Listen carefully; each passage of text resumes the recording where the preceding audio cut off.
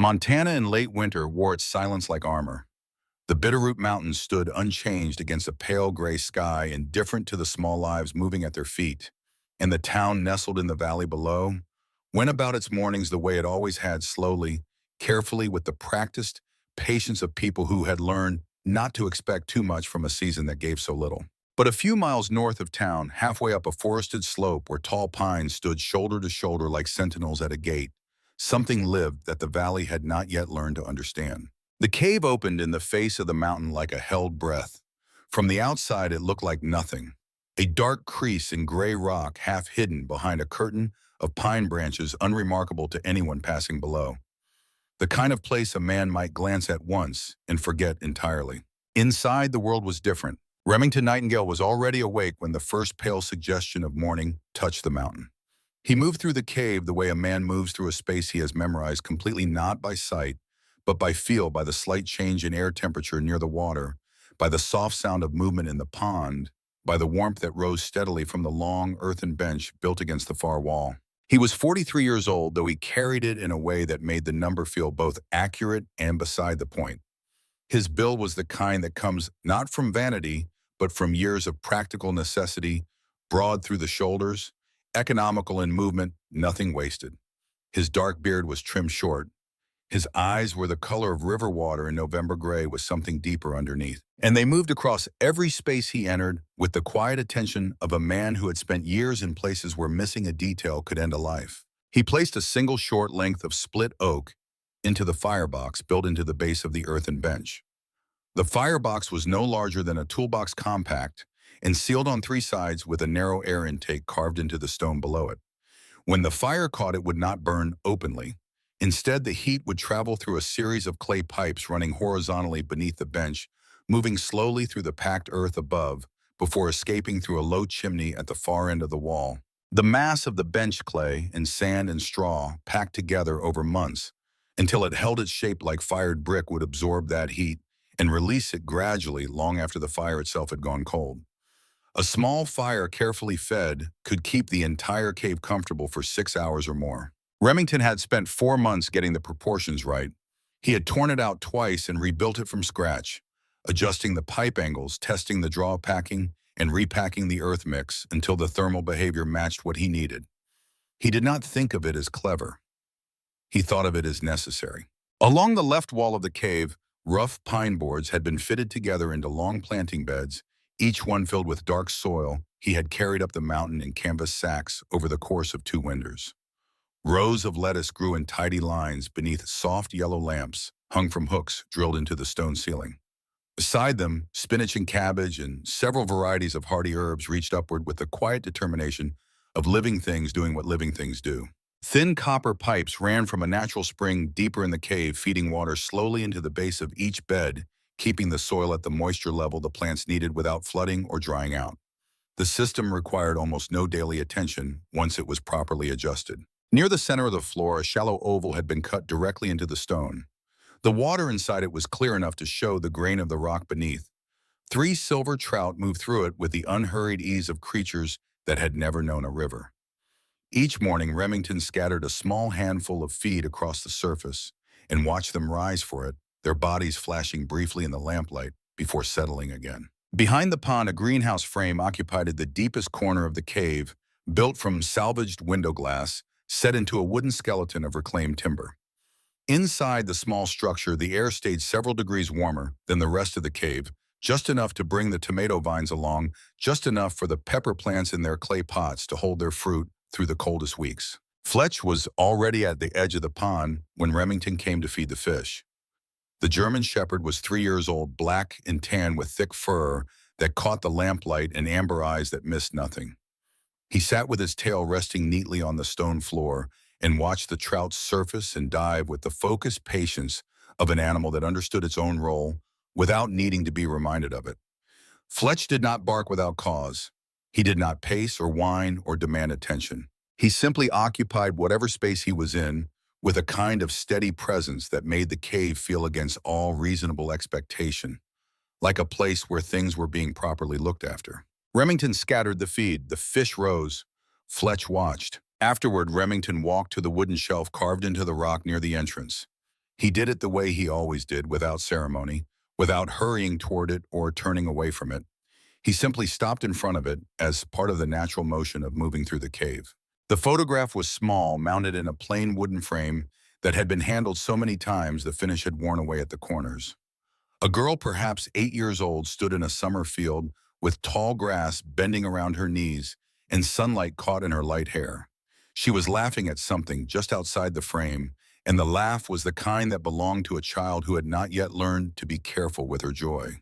On the back of the photograph, visible only when the frame was lifted and turned, there was writing. A child's handwriting, uneven and earnest, the letters large and carefully formed. Remington did not turn the frame over. He looked at the front of the photograph for exactly as long as he always looked at it, which was not long, and then he set it back in its place and went to collect his supply list from the small table near the greenhouse. He had learned over time that the looking was enough. The morning was cold and clear when he and Fletch came down the mountain. The trail through the pines was packed by his own footsteps over 2 years of use, narrow but reliable, and Fletch moved along it with the easy confidence of a man who knew every stone. The town came into view gradually through the trees, a cluster of low buildings along a main street, dusted with a thin layer of overnight snow smoke rising from several chimneys into the still air above. Remington came to town perhaps once every 3 weeks. He came for things he could not produce in the cave Seed's hardware lamp supplies, and he came early enough in the morning that the streets were not yet busy. He preferred it that way, not from hostility, but from the same instinct that made him sit with his back to walls and keep the distance between himself and others at a length he could read and respond to. Winsome Ashcroft had owned the general store for more than 30 years. She was 62 years old with short silver hair and the kind of eyes that had seen enough of people to stop being surprised by them. She had watched this town grow from a settlement to a community, had watched people arrive full of plans and leave full of regrets, and she had developed over those decades the particular gift of knowing which questions to ask and which ones to leave alone. When Remington pushed open the faded green door and stepped inside with Fletch, Winsome was already at the counter sorting a delivery of seed packets. She looked up, once nodded, and reached for the order she had set aside. 3 men sat near the cast-iron stove at the back of the room. They were there most mornings. Prescott Crenshaw was 55 years old, a cattle rancher with a build that suggested he had once been formidable and had let comfort soften the edges without apology. His gray mustache was thick, and his voice carried naturally to the far corners of any room he occupied. He was not a cruel man. He was the kind of man who used laughter as a tool for managing things he did not understand, and he had been using it about Remington Nightingale for nearly 2 years.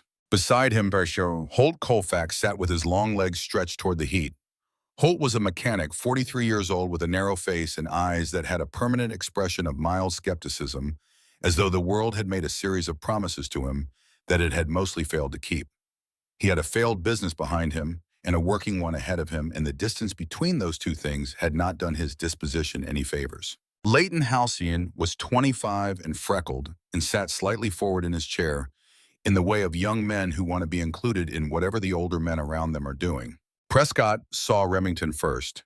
He leaned back and let the grin spread under his mustache the way it always did. So the cave king comes down from the mountain. Holt looked over. So it is true then. You have got vegetables growing under a rock up there. Leighton laughed because the others were laughing a half-second behind, careful not to commit to it fully. Remington moved toward the counter without responding. He set his list down in front of Winsome and waited while she assembled the items. She placed a small paper bag of tomato seeds on the counter, then set a flat box of copper fittings beside it, then the lamp wick he had asked for. Remington counted out the bills and laid them flat. Winsome kept her voice low. There is also a letter. She reached beneath the counter and produced an envelope with the seal of the county land office in the upper left corner. It came 3 days ago. I kept it here because I did not know when you would be down. Remington took the envelope without opening it. He was turning toward the door when Graydon Stonecroft came in from the cold. The deputy was 52 years old, built like a man who had once needed to be large and had settled into it without giving much of it back. His uniform jacket was never quite pressed, and he wore it with the air of someone who considered the uniform less important than the authority it represented. He was not Remington's enemy, but he was at this particular moment the instrument of something that had been set in motion by people who were not in this room. He did not waste time. Nightingale, the county office wants to inspect your installation on the federal forest land. You do not have a structural modification permit, which puts you in violation of land use code. The deadline for compliance review is 2 weeks from today. The room went quiet in the particular way rooms do when people who had been pretending not to listen stop pretending. Prescott's grin changed shape. Something satisfied moved through it. I have been saying this for a year. Graydon did not acknowledge him. His eyes stayed on Remington. Remington looked at the deputy for a long moment. 2 weeks, he said. That is correct. Remington nodded once, took his bag from the counter, walked out. Fletch followed without a backward glance. Behind them, the door settled back into its frame. Graydon stood in the middle of the room and did not quite look at the men by the stove. Winsome set a can of coffee on the counter with more force than necessary. She did not say anything. She did not need to. The road back up the mountain took Remington past the lower edge of the timberland, where the trees thinned and a few homesteads occupied small cleared lots before the slope turned steep again. Florinda Holbrook's place was the closest to the mountain, half a mile below the cave, set back from the road behind a split-rail fence that had been repaired so many times in different weather that it had the look of something that had made peace with its own impermanence. Florinda was in the side yard when Remington came around the bend. She was 70 years old, short and wiry, with white hair pinned back in the particular posture of a person who had decided at some point in her life that leaning on things was a form of surrender. She had lived alone since her husband died in a logging accident 19 years ago, and she had done it with a self-sufficiency that the town both admired and kept its distance from. She was splitting wood. Her stance was wrong for the work feet too close together, the angle of the axe too shallow on the downswing. Remington had seen it before. He had also seen the worn mark on the left side of her boot where the axe had already found the leather at least once. He stopped at the fence. He did not announce himself or ask permission. He stepped over the lower rail across the yard and adjusted the angle of the splitting block with his boot before she could bring the axe down again. Florinda pulled up short and turned on him with an expression that was not quite anger and not quite surprise, and landed somewhere between the two like something that had been waiting for exactly this provocation. Who asked you to come in here? I have been splitting wood since before you were born, and I have not needed instruction from anyone. Remington stepped back without argument. He looked at the block once more, then at her, then walked back to the fence and continued up the road. Fletch sat outside the fence line during the entire exchange, watching Florinda with the calm attention he applied to most things. When Remington moved on, Fletch followed. Florinda watched them go. Then she looked down at the block at the angle Remington had adjusted and at the worn mark on her boot, and she stood there for a moment with the axe in her hands and the cold morning air around her before she set her feet a few inches further apart and brought the axe down cleanly. She did not call after him. That evening the cave was quiet in the way it always was after dark. The particular quality of stillness that belongs to underground spaces deep and complete, unmarked by wind or distant traffic, or the ordinary sounds of a town settling into sleep. The lamps cast their warm yellow light across the plant beds and the surface of the pond, and the earthen bench gave off its slow, steady heat, and Fletch lay on his side near the greenhouse, with his legs stretched out and his breathing even. Remington sat at the small table near the back of the cave and opened the letter. The notice from the county was 2 pages formal and precise. It cited section numbers and land use codes. It identified the installation as a potentially non-compliant residential modification of federal forest land and requested a compliance inspection to be conducted by one Aldwin Pruitt County land inspector. At the bottom of the first page was a list of names. These were the individuals who had filed the originating complaint. There were 7 names. The first was Prescott Crenshaw. The third was Holt Colfax. Remington read the list twice. Then he folded the letter along its original creases and set it beside the photograph on the shelf. He stood in front of the shelf for a moment. The photograph, the letter, the photograph. He sat down on the earthen bench and put his hands flat against the surface and felt the warmth still held in the earth from the morning fire. Fletch heard the change in his breathing and came over and lay down against his feet. Outside the cave, the night was still. The trees stood dark against the sky full of cold stars. Far below, the lights of the town were small and distant and ordinary. Remington said very quietly, "Not to anyone, I am not leaving Fletch." Fletch did not raise his head. He did not need to. 2 days later, Winsome Ashcroft was restocking the back shelves of her store when she heard Prescott Crenshaw's voice coming from the far side of a shelving unit she was standing behind. He was talking to Holt Colfax. Winsome could not see them, but she did not need to. Prescott's voice carried the way it always did, unconcerned with who might be listening. What he was saying was not simply about permits or land use codes anymore. He had moved past that. He was talking about a man who lived alone on a mountain with a bow, who did not participate in community life, who could not be accounted for. He was suggesting, in the way people suggest things they once said, without being the one responsible for saying them plainly, that a man like that posed questions that a town with families and children ought to take seriously. Winsome came around the end of the shelving unit and looked at both of them. She did not speak immediately. She held the can she was carrying until Prescott's voice had stopped. Then she said, "I am calling a meeting tonight at 7. Tell anyone you think ought to be there." The meeting that evening filled the back half of the store with perhaps 15 people, a cross-section of the town in the way these things tend to be: ranchers and tradespeople, and the quiet woman who taught school, and the older men who came because they were always there when there was something to hear. Remington Nightingale was not there. He did not know about the meeting. Winsome stood at the front and said what she had heard Prescott saying that afternoon. She said it without addition or interpretation, just the words, so that everyone in the room would know exactly what had been put in motion. Prescott did not deny it. He sat in his chair with his arms crossed and the expression of a man who is accustomed to being agreed with. "I'm not saying anything that is not a reasonable question. No one in this room actually knows who he is." Emmett Mallory stood up. He was 38 years old, a rancher with a frame built for cold mornings and hard work, and he had the kind of face that showed its feelings plainly and without apology. He had been at the back of the room with his hands in his jacket pockets, and he came forward one step before he spoke. "You are saying a man who has lived here for 2 years, harmed no one, spoken politely to everyone he has encountered, is a threat because he does not come to your dances and sit on your porch. That is what you are saying, Prescott." "I am saying no one knows what he has up there. He has a farm," Emmett said. "He grows things and he keeps to himself. If that is a crime, you are going to have to build a bigger jail." A few people laughed. The tension in the room shifted slightly, but did not leave. Winsome looked around at the faces in the room. She thought about the envelope she had held for 3 days before Remington came in. She thought about the photograph she had glimpsed once through his open jacket, the corner of a small wooden frame, a sliver of a summer field. She thought about how many things a person could carry alone for a very long time before anyone thought to ask. The meeting ended without resolution. People filed out into the cold in small groups, talking in voices too low to carry. Emmett stopped beside Winsome at the door and said nothing. Only looked at her the way people look when they are not sure what to do with something they cannot argue away.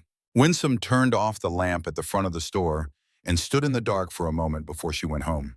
The sky to the northwest had been changing all afternoon, and though no one in town had mentioned it, the pressure had been dropping since before noon. The clouds building over the mountains had the particular density and color of weather that does not pass quickly. Florinda Holbrook noticed it from her kitchen window while she was eating dinner alone.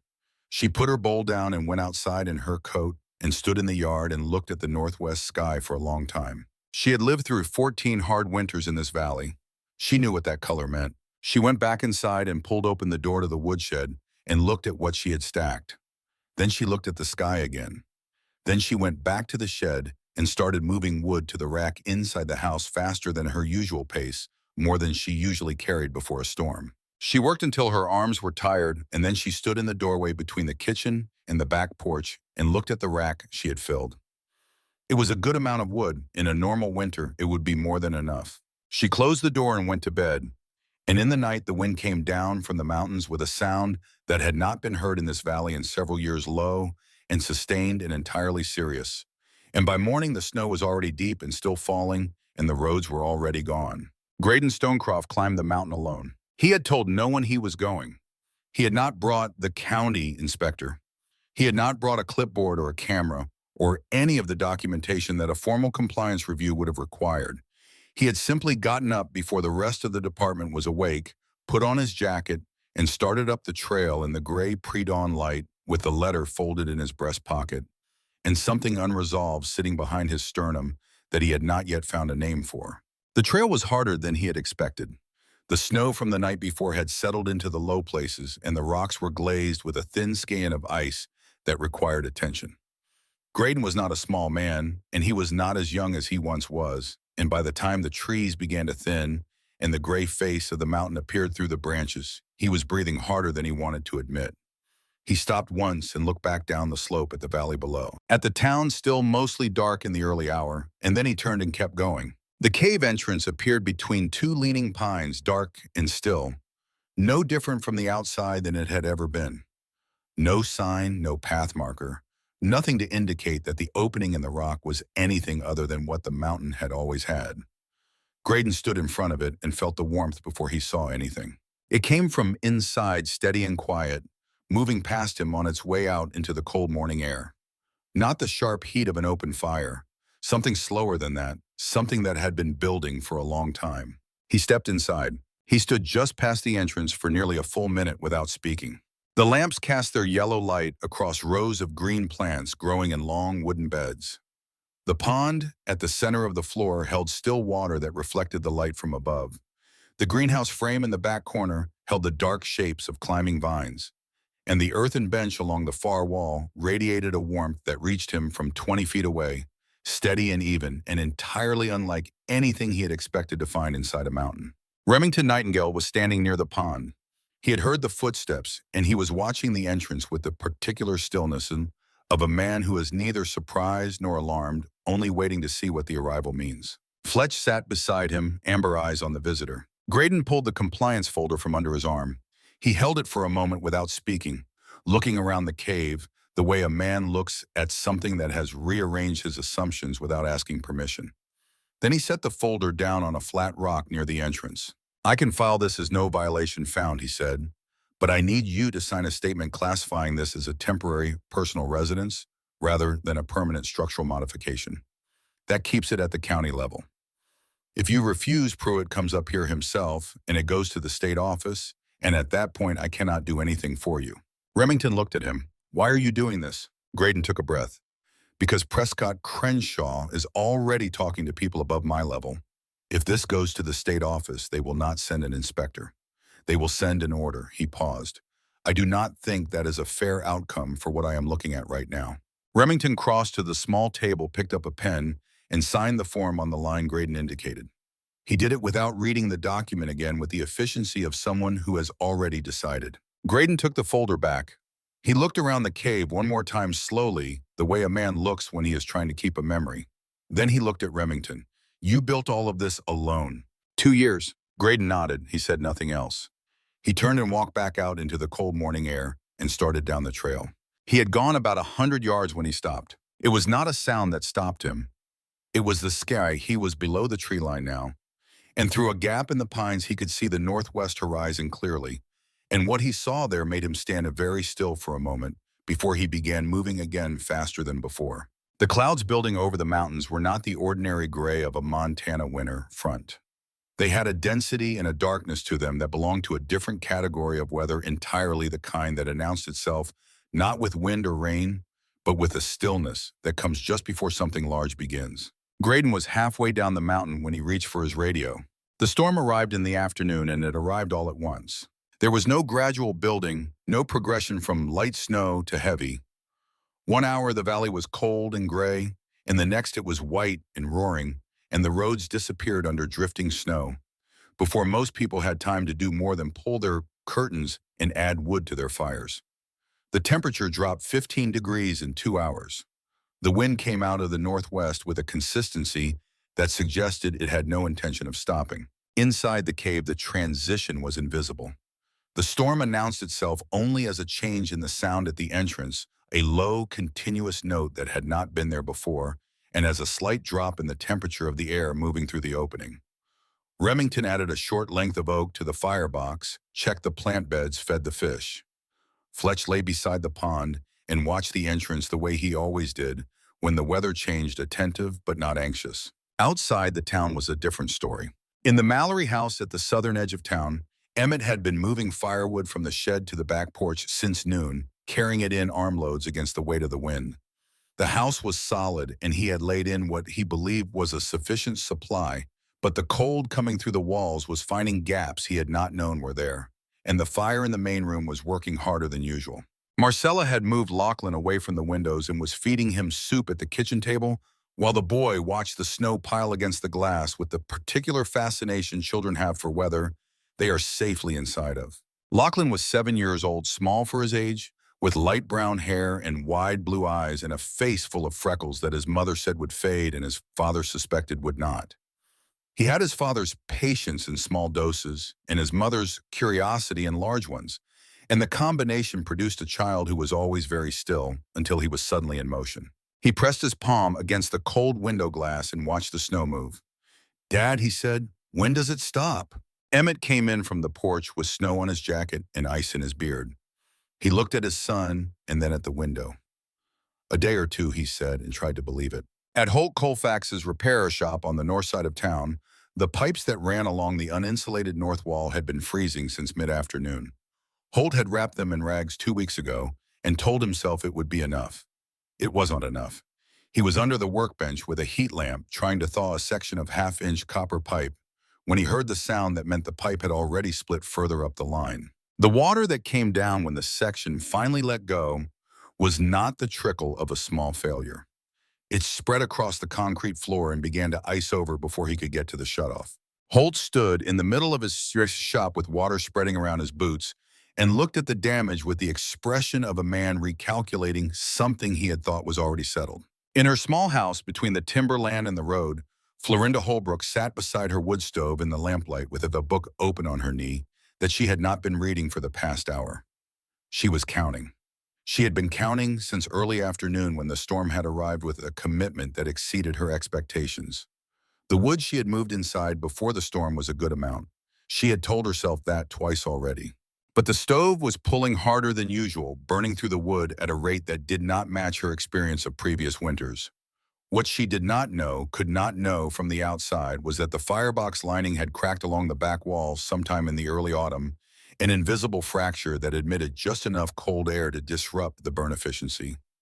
The stove looked the same, the flame looked the same, but it was consuming nearly twice the wood it should have been to produce the same heat, and the stack beside the door was lower than it should have been, and the night was only half done. She turned a page she had not read and did not look at the wood stack again. It was Lachlan who heard it first. He had been sent to bed an hour after dark, and he lay in his room listening to the storm press against the walls of the house, to the sound the wind made at the corner of the roof, to the particular tone the Bitterroot winters had when they meant business. He was not afraid. He was listening the way children listen, when they are not yet old enough to have decided that some sounds do not require attention. Through the wind from somewhere up the mountain he heard a dog bark. It was a single bark, sharp and directed, not the random complaint of an animal startled by the storm. It had the quality of a signal. Lachlan lay still and waited and heard nothing more. He waited longer. Nothing. He got up. He did not think about what he was doing in the deliberate way that adults think about things before they do them. He thought about a dog barking alone in a storm, and about how a dog that lived on a mountain might bark that way if something was wrong, and that thought moved him from the bed to his coat and from his coat to the back door with the simple momentum of a child who has not yet learned to second-guess his own kindness. The cold hit him the moment the door opened. He almost went back, but the wind had shifted for a moment, and through the brief quiet he heard it again, closer now, or perhaps just clearer, and he went out into the dark and pulled the door shut behind him. Inside the cave, Fletch stood up. He had been lying beside the pond in his usual position, and then he was on his feet, a transition so immediate it had no middle stage. His ears were fully upright. His nose was working at the cold air coming through the entrance. He stood that way for nearly a minute, not growling, not whining, simply processing something that had not yet reached Remington's awareness. Then he barked once, a single clean sound in the quiet of the cave. Remington looked up from the seed catalog he had been reading. He looked at Fletch. The dog had already turned toward the entrance and was moving, not running yet, but purposeful, checking back over his shoulder once to confirm that Remington was following. Remington was already reaching for his coat. Outside the cave entrance, the storm was a wall of white and noise. The cold struck immediately and completely, the kind of cold that does not negotiate.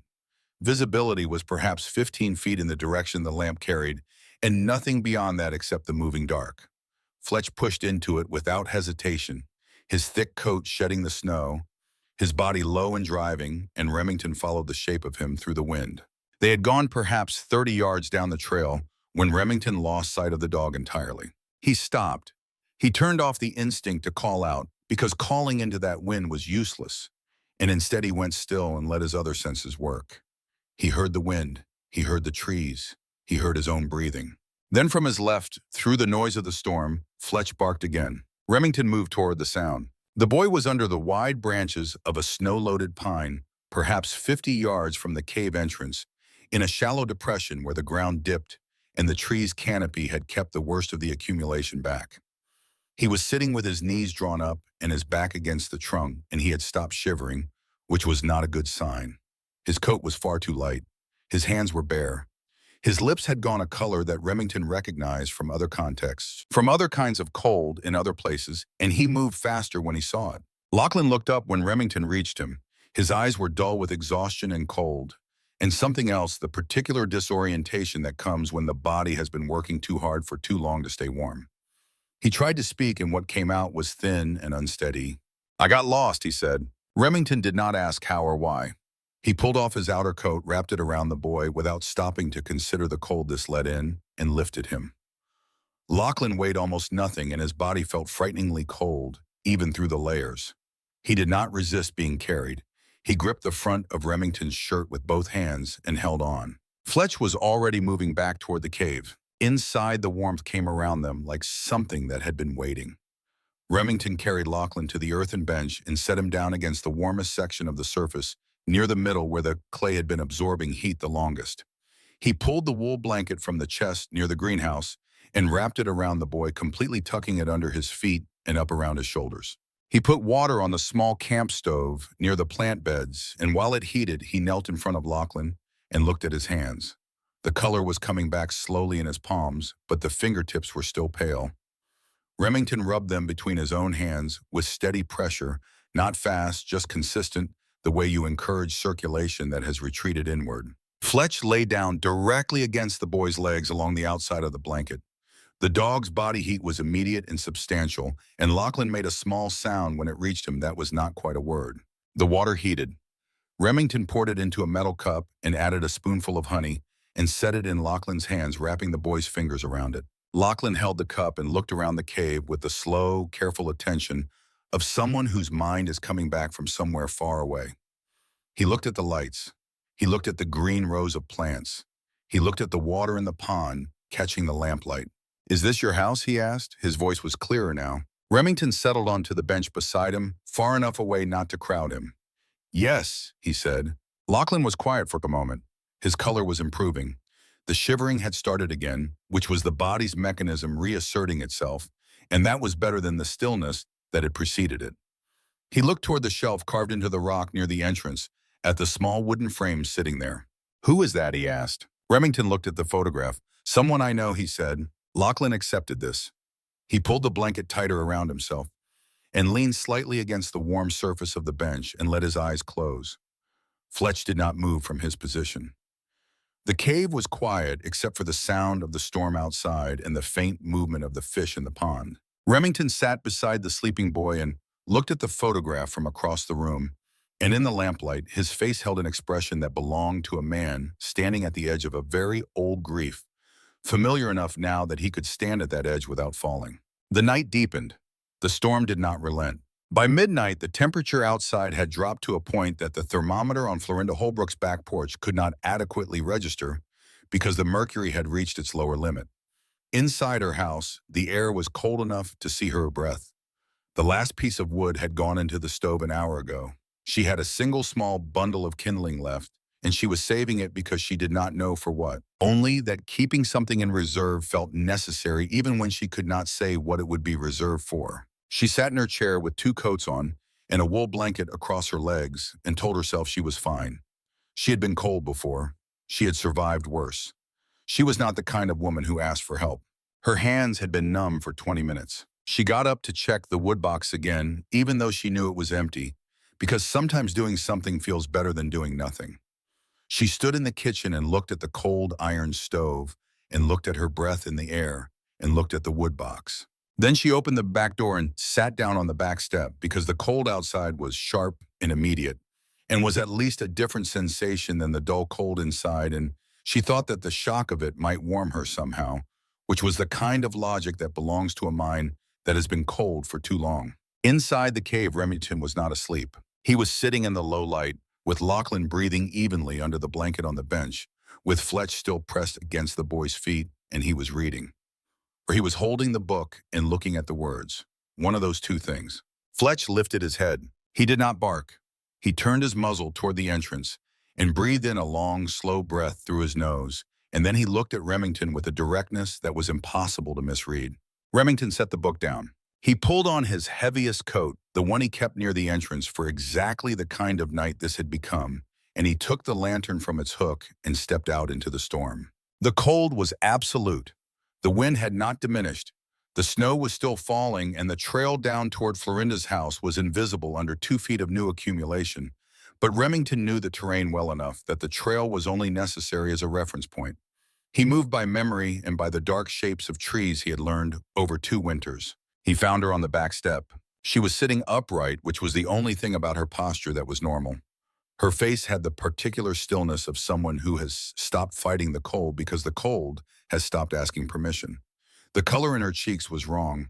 Her hands, visible below the cuffs of her second coat, were the color of old candle wax. Remington did not speak. He pulled her upright, got her arm across his shoulders, and started back up the trail.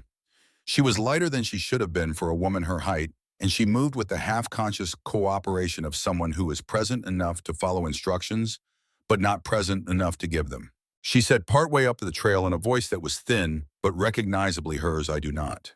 Remington said, "I know." She did not speak again until they were inside. The warmth of the cave reached her before they crossed the threshold, and she made a sound when it did, involuntary and small, the sound of a body remembering what it had forgotten it needed. Remington brought her to the bench, to the section of it that Lachlan was not occupying, and eased her down onto the warm surface. She looked around the cave with eyes that were clearing, slowly taking in the lights and the plants and the sleeping boy wrapped in a blanket on the other end of the bench. She looked at Fletch, who had raised his head to observe the new arrival, and then settled back against Lachlan's feet with the judgment that the situation was being handled. She looked at Remington. He had pulled the second blanket from the chest and was settling it around her shoulders, and she watched him do it without speaking, with an expression that was not quite resistance and not quite gratitude, and was entirely unfamiliar on her face. "I do not need," she started. He looked at her. She stopped. She sat with the blanket around her shoulders and her hands cupped around the mug of hot water. He brought her, and across the bench, Lachlan slept on in the lamplight, and outside the storm continued its work against the mountain, and Florinda Holbrook, who had not accepted help from anyone in 40 years, sat inside a cave she had never entered before and let herself be warm. Remington sat on a low stool near the firebox and fed a piece of wood into the chamber and listened to the storm. Fletch watched the entrance. The fish moved in the pond. The plants grew indifferent to weather. In the small hours of the morning, the cave held 3 lives that would not have survived the night without it. Dawn came slowly gray and quiet, the storm having moved south sometime before first light, and left the world behind it white and still and very cold and entirely transformed. The valley below was unrecognizable under 4 feet of new snow. The roads were gone. The fences were gone. Even the rooftops of the taller buildings in town were reduced to gentle suggestions of shape beneath the accumulation. Winsome Ashcroft was the first one moving. She had not slept well. She had lain in her bed listening to the storm and thinking about the look on Emmett Mallory's face at the meeting, and about the letter she had held for 3 days, and about an 8-year-old girl in a summer field. And sometime after 3 in the morning, she had gotten up and dressed and sat at her kitchen table until the first pale light came through the window. She reached Emmett's house at first light. He answered the door before she could knock twice, which told her he had not slept either. His face changed when he saw her. He said before she could speak, "Lachlan is not in his room." The search party that assembled in the next 40 minutes was not large, but it was determined. Emmett and Winsome Donahue Tanner, who lived 3 houses down, and came when Emmett appeared at his door, with snow still on his boots, and Marcella Mallory, who refused to stay behind with a stillness that her husband had learned years ago not to argue with. Deputy Graydon Stonecroft joined them on the road north, materializing out of the pale morning light with his radio clipped to his jacket and a look on his face that suggested he had already been thinking about the mountain before they found him. It was Winsome who found the tracks. They were nearly filled in the snow, having continued for hours after Lachlan had made them, but in the sheltered corridor between two stands of pine, the faint impressions were still visible. A child's boot prints alongside something larger, the wide, confident prints of a dog. Fletch Graydon said, looking at the larger tracks. Emmett was already moving toward the mountain.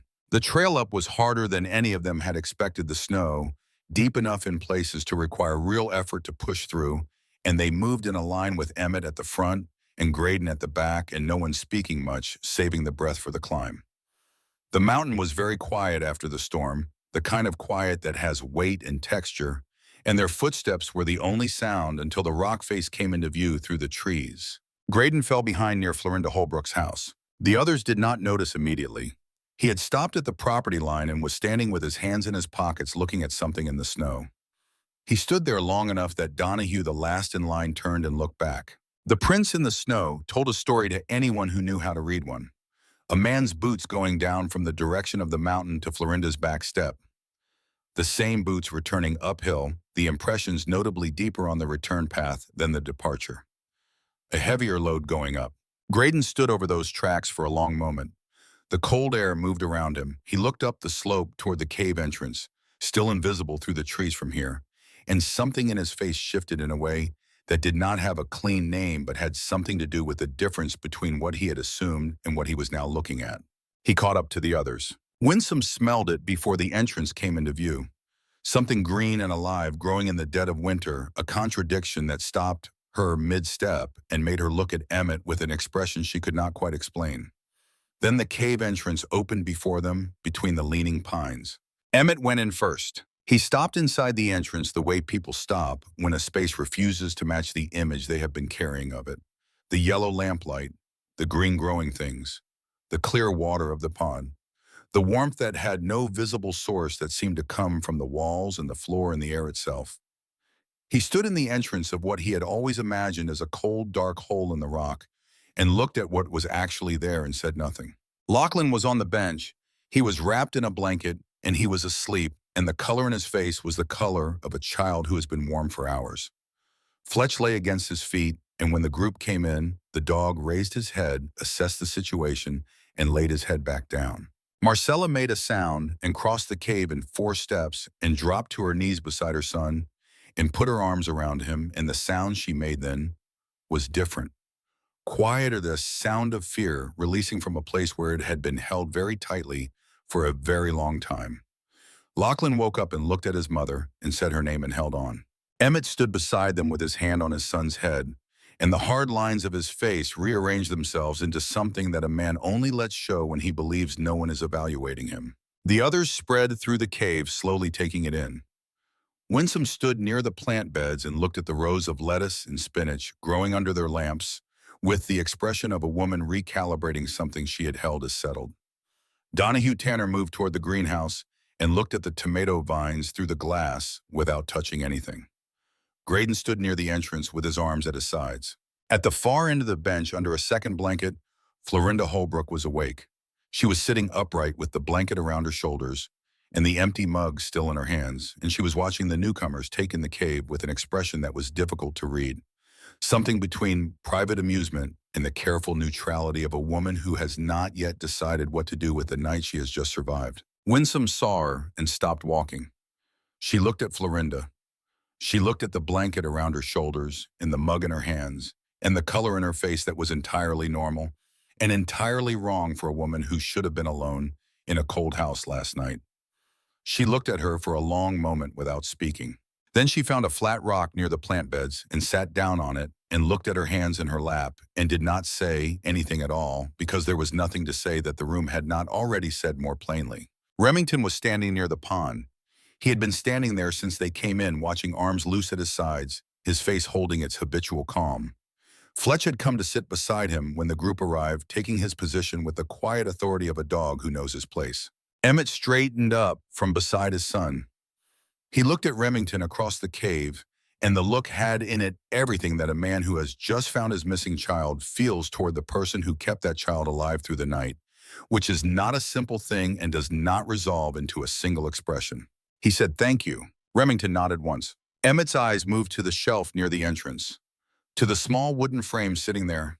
He looked at it for a moment, then took a step toward it, drawn the way people are drawn to something that feels significant before they know why it is significant. He looked at the photograph, the girl in the summer field, the wide, laughing face. He studied it for a long moment. Then he looked at Remington and asked very quietly, "Who is she?" The cave went still. Remington did not answer right away. He stood near the pond with the lamplight behind him and the cave holding its breath around him.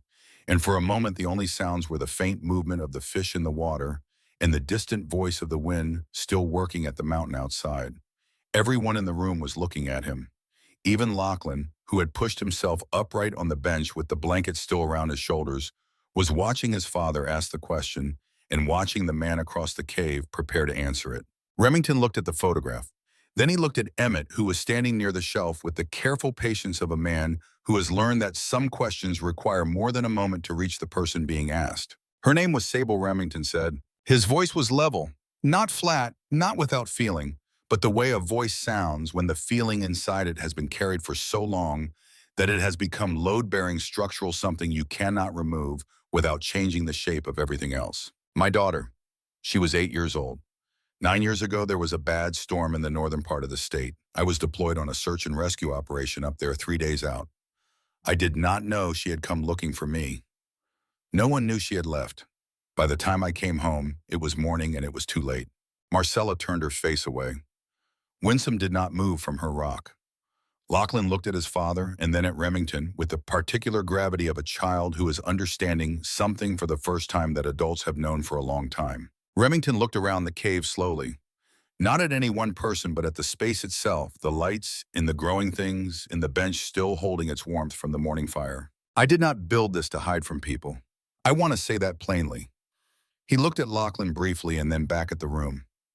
"I built it because I know what happens when someone is caught on a mountain in the dark and there is nowhere to go. I built it so that would not happen again. Not to anyone. Not here." The cave was very quiet. Donahue Tanner had been standing near the greenhouse since the group arrived, holding himself at a slight distance from the others in the way of a man who attends gatherings but does not quite belong to them.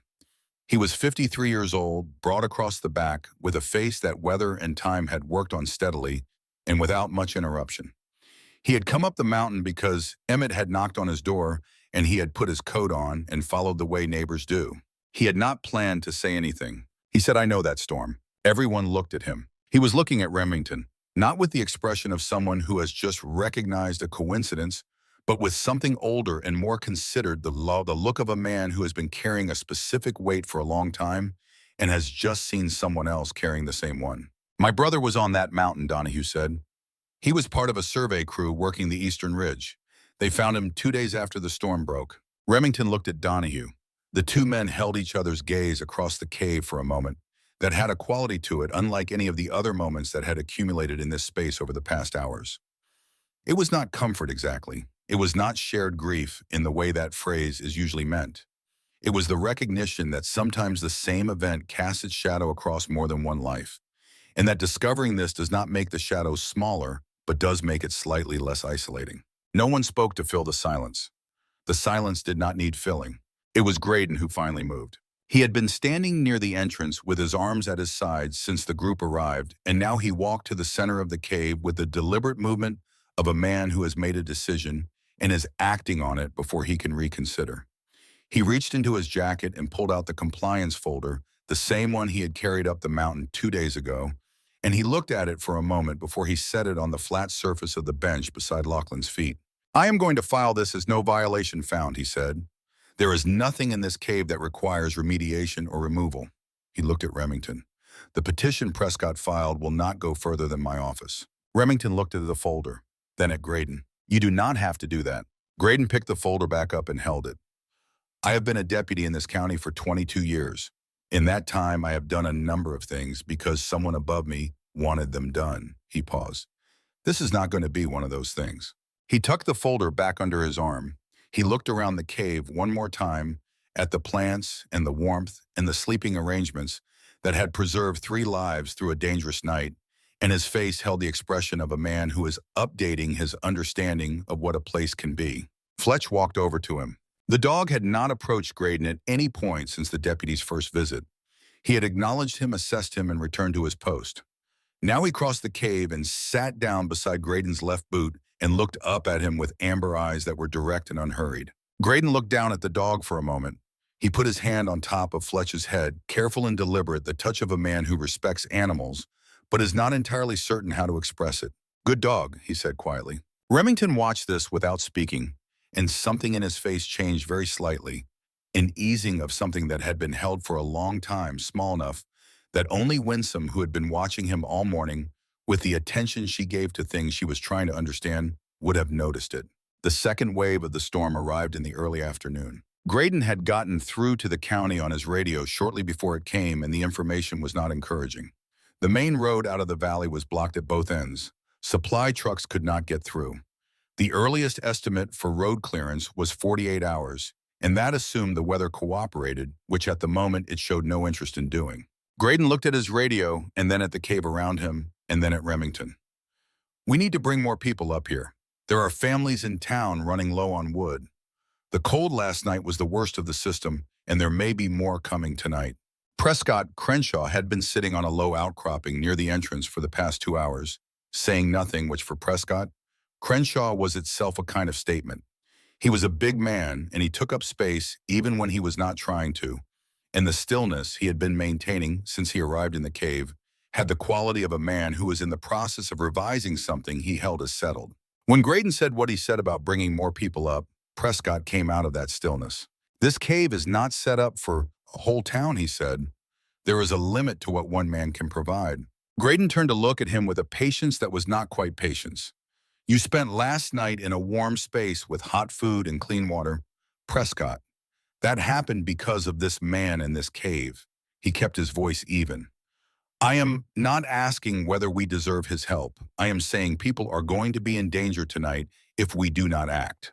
Prescott looked around the cave. He looked at the bench and the plants and the pond at Lachlan, sitting up with his blanket eating a piece of dried apple that Remington had produced from somewhere at Florinda Holbrook, watching the exchange from her end of the bench with an expression that said she had something to contribute to it, but was waiting to see if it would be necessary. Prescott looked at Remington.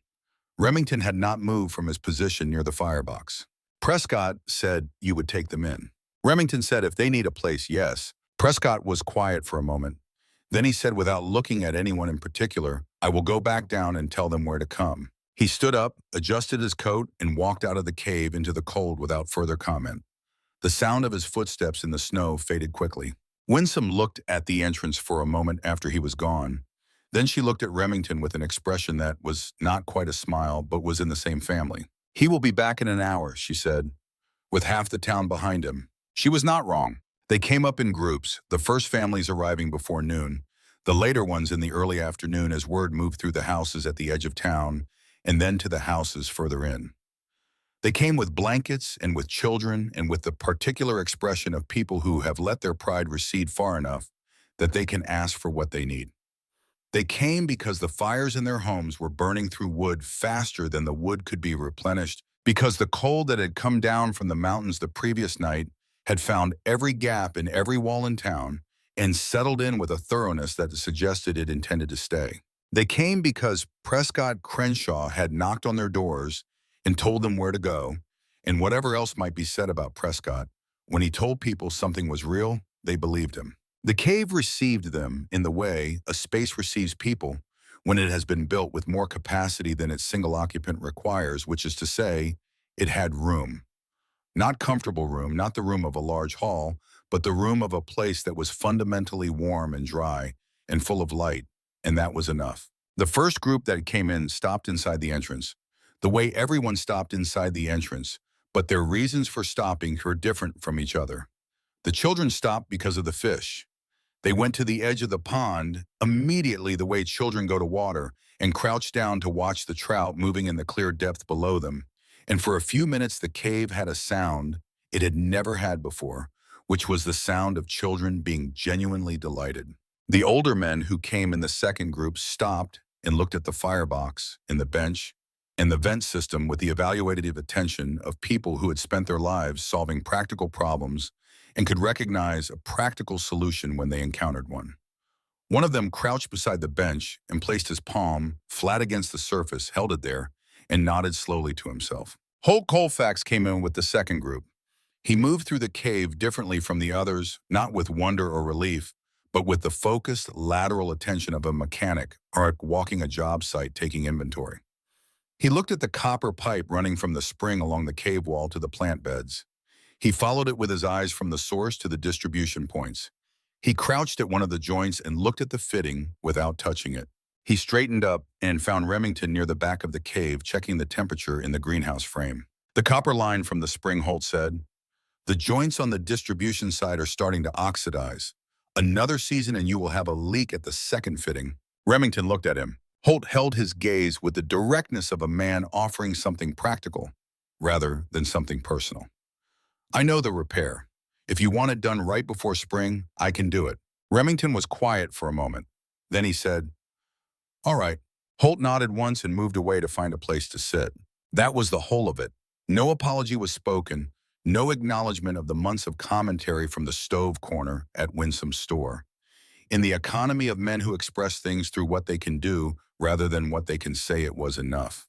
Pernille Pendleton settled the children near the plant beds, which had the advantage of being both warm and interesting.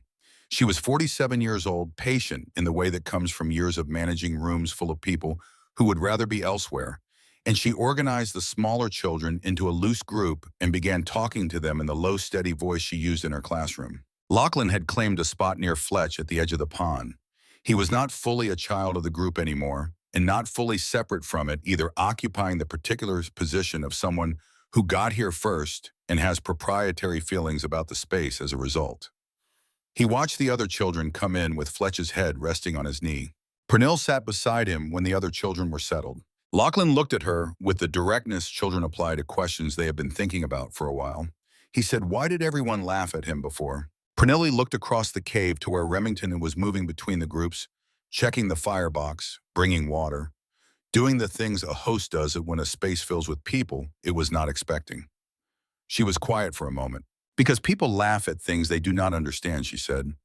It feels safer than asking. Lachlan thought about this. His hand moved in the fur along Fletch's neck. Should we apologize, he asked. Pernille looked at the boy beside her, at his serious freckled face, and then at the cave around them, at the warmth and the light and the people who were alive in it because of a decision one man had made 2 years ago on a mountain. I think she said slowly that the best apology is understanding, and I think we are all doing that right now. The afternoon moved at the uneven pace of time spent waiting for weather to decide something. People had settled into the corners and edges of the cave with the practical improvisation of families who have no choice but to be comfortable. Children had fallen asleep against parents. 2 of the older ranchers had found a flat section of stone near the greenhouse and were playing cards with a worn deck that one of them had produced from his coat pocket. And the quiet slap of cards against stone had a rhythm that was almost domestic. Emmett Mallory spent part of the afternoon sitting near the entrance where the cold came in, watching the snow that had resumed falling outside in the long, drifting sheets of a storm that has already said its largest thing and is now simply finishing. Marcella came and sat beside him, and they were quiet together in the way of people who have been married long enough that quiet is a form of communication. He said without looking at her, I should have gone up here sooner, just to say hello. Marcella said yes. He did not say anything else. She did not add to it.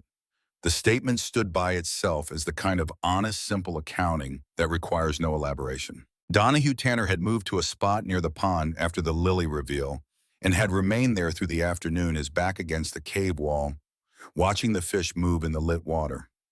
He was a man who processed things through stillness, and he was processing. At one point, Remington passed near him, and Donahue looked up. I never told anyone about my brother, Donahue said. Not what really happened, just that he was on the mountain. Remington stopped. Donahue looked at the water. He was trying to find me too. I had gone up to check on a line camp 2 days before the storm. He did not know I was already back. Remington was quiet for a long moment. Then he sat down on the stone floor beside Donahue, not close enough to crowd him, just present. The two men sat together without speaking, watching the trout move through the clear water, each of them carrying the same shape of loss. And in the quiet of the cave, that was a kind of company that did not require anything more than proximity to be real. Florinda Holbrook, who had been watching from her end of the bench, turned her eyes away from them with the discretion of a woman who knows when she is witnessing something that belongs only to the people in it. Prescott Crenshaw spent most of the afternoon in the middle of the cave, not exactly participating and not exactly apart from things.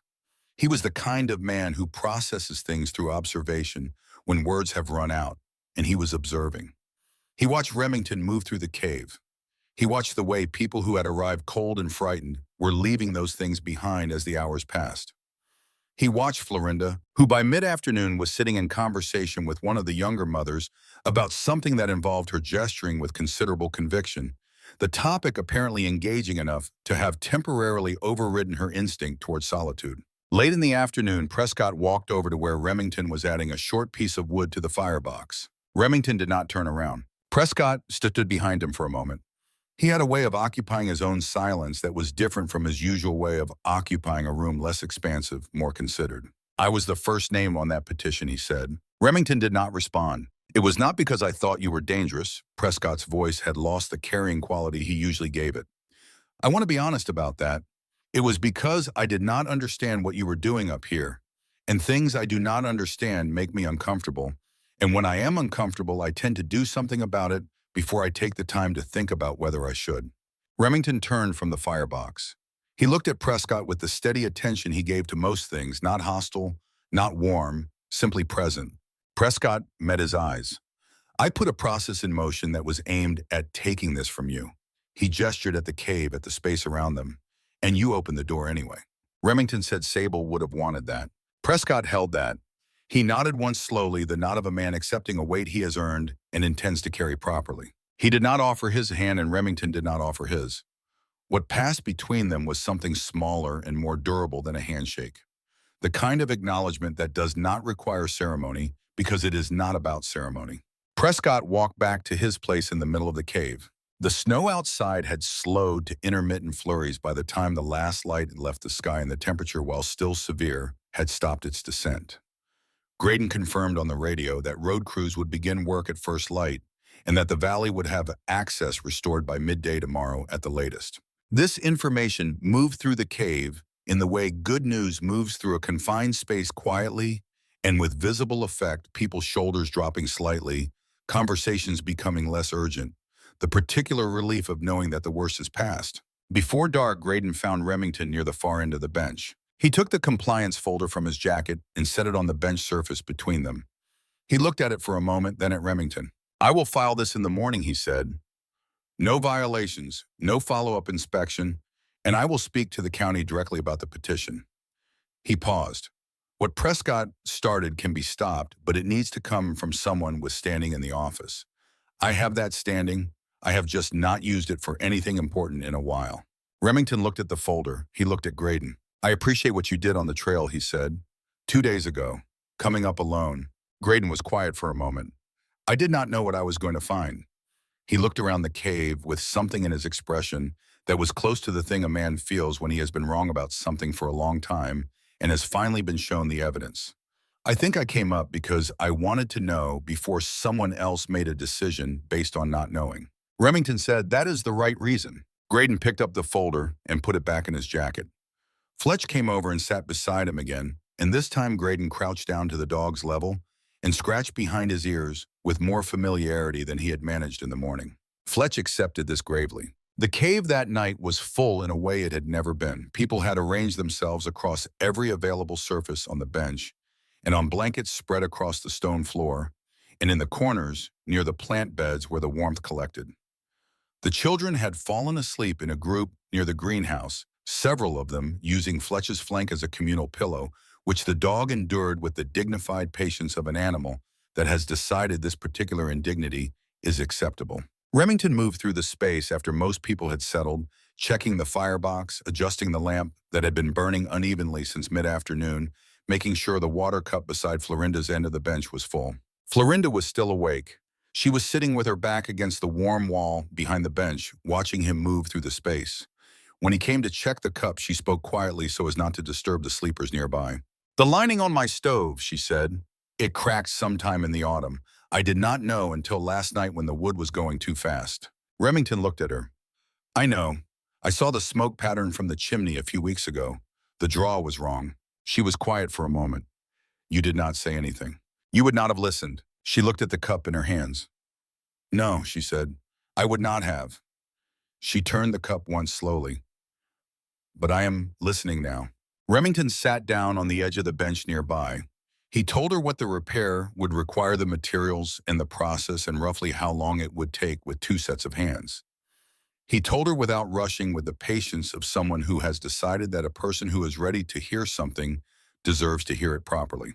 Florinda listened without interrupting. When he finished, she nodded. "I can get the materials from Winsome when the road opens," she said, "but I will need someone who knows what they are doing to show me the first part of the repair." She looked at him with the directness that was her natural register. "I am assuming that would be you." "It would," Remington said. She nodded again. "All right, then." She settled back against the wall and looked out at the cave full of sleeping people and did not say anything more for a while.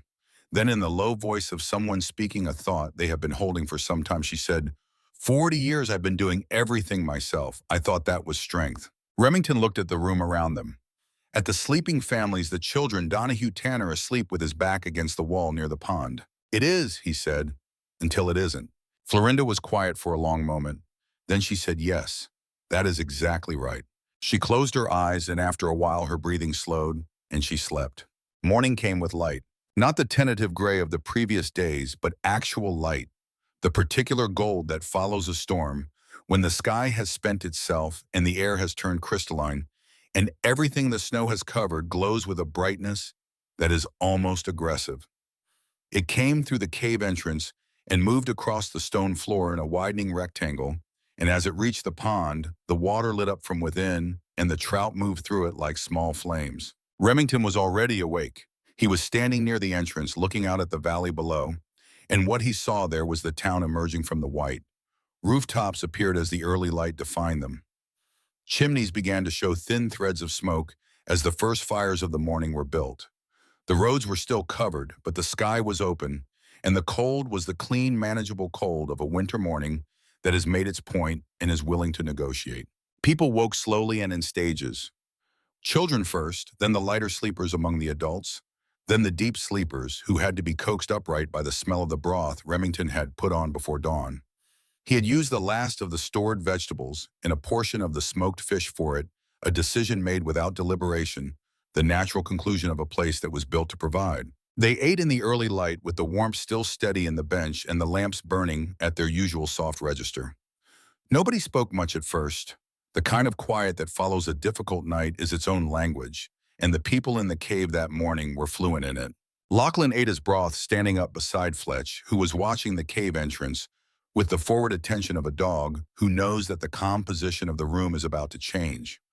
Lachlan had one hand on the dog's back and was eating with the other and looking at Remington, who was standing near the firebox on the far side of the cave. He crossed the cave and stood beside Remington. Remington looked down at him. Lachlan said, "Can I come back sometime? Not because of a storm, just to see how things grow."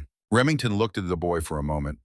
The freckled face, the wide blue eyes, the complete absence of calculation that belongs to a child asking a sincere question. "Yes," Remington said, "you can come back." Lachlan nodded, satisfied, and returned to Fletch. The departure happened over the course of the mid-morning, people gathering their things and making their way to the entrance in groups as the road reports came through on Graydon's radio, and it became clear the path down was passable.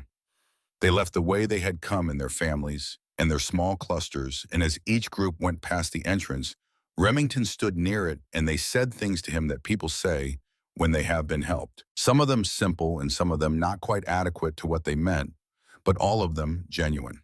Prescott went without a fanfare.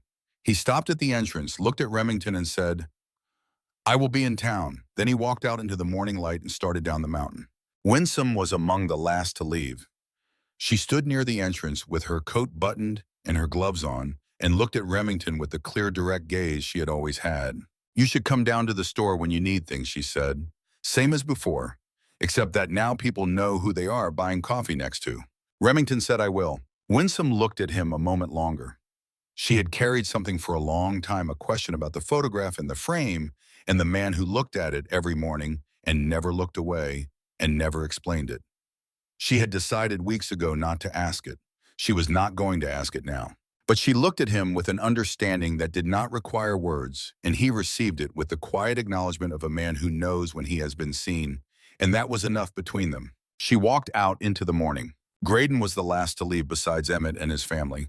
He stood at the entrance with his radio on his hip and his folder under his arm and looked at Remington one final time. "I will have the filing done by end of week," he said, "and the petition will not go anywhere." Remington nodded. Graydon started out and then stopped. He did not turn back. He spoke toward the morning outside. "For what it is worth," he said, "I think she would have liked it up here. What you built." He walked down the mountain before Remington could respond, which was probably what he intended. Emmett and Marcella and Lachlan were the last. Lachlan hugged Fletch. There was no other word for it. He crouched down and put his arms around the dog's neck and pressed his face into the thick fur, and Fletch sat very still and allowed it completely, his chin resting lightly on the boy's shoulder. Emmett came to Remington and put out his hand. Remington took it. They shook hands without speaking and held it a beat longer than a perfunctory handshake requires, which was the necessary duration for what was being communicated. Marcella touched Remington's arm briefly as she passed. She did not say anything. She looked at him once with the clear eyes of a woman who has understood something and wants him to know she has understood it, and then she walked out with her family into the bright morning. Remington stood at the cave entrance and watched them go down the trail, the three figures growing smaller against the white landscape below, and he watched them until the pines closed around them and they were gone. Then he turned back into the cave. It was quiet in the way it had always been quiet, the particular quality of the underground complete and self-contained. But it was different now in the way that a space is different after it has been used for its intended purpose for the first time.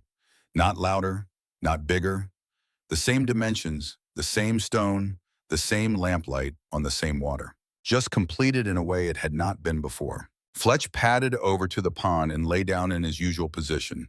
The trout moved through the lit water. The plants stood in their rows. The bench held its warmth. Remington walked to the shelf. He stood in front of the photograph. The girl in the summer field, the laughing face, the light in her hair. He looked at it for the usual moment, the length of time he had always given it. Then he reached out and picked up the frame. He turned it over. The handwriting on the back was a child's, the letters formed with effort and care, uneven in size but clear in intention. "Dad, come home. The cave will be warm." He stood with the photograph in both hands and read it the way he had read it 10,000 times over 9 years, and the feeling it produced in him was the same feeling it had always produced, which was the feeling of a man standing at the exact intersection of the worst thing that ever happened to him and the best thing he ever built, and understanding that one had made the other necessary, and that necessary things, given enough time and enough stubbornness, sometimes become something more than that. He set the photograph back on the shelf, face out, the way it always was. Remington sat down on the earthen bench. He put his hands flat on the warm surface and felt the heat that was still there from the morning fire, steady and patient, in the packed earth beneath his palms. Outside the cave entrance, the light was full and gold, and the mountain was quiet, and the valley below was beginning the slow process of digging itself back out. Fletch came and laid down against his feet. The cave was warm.